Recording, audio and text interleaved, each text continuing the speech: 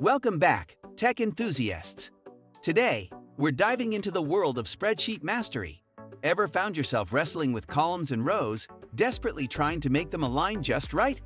Well, fear not, because in this tutorial, we're going to unravel the secrets of resizing columns and rows in your spreadsheet. Alright, let's dive into the intricacies of fine-tuning our spreadsheet. Take a look at this chart. Notice anything off? Specifically, that Wednesday column. It's there, but barely visible. Now, we've got a couple of options to address this. We could manually adjust the width of columns D by dragging it to the right. However, making it excessively wide might not be the aesthetic fix we're aiming for. What if we want all columns, say, from B through H, to be uniformly spaced? That's where the magic of resizing comes in.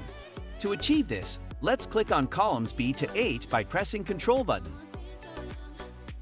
Right-click on these to access the option to resize columns. Let's experiment with 100. It's not looking good yet. Hey, let's make every column exactly 130 units wide. Now it's looking perfectly fine. Here is another way you can adjust the size of columns.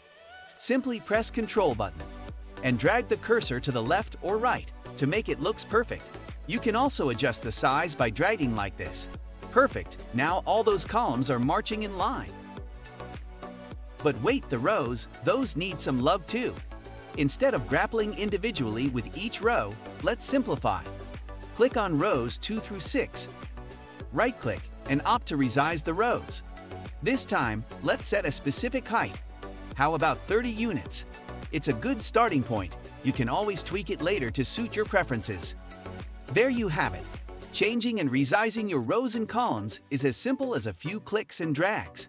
Mastering this skill ensures your spreadsheet not only holds valuable data, but presents it with clarity and style. Remember, the key is to click, drag, and right-click your way to spreadsheet perfection. Until next time, happy organizing!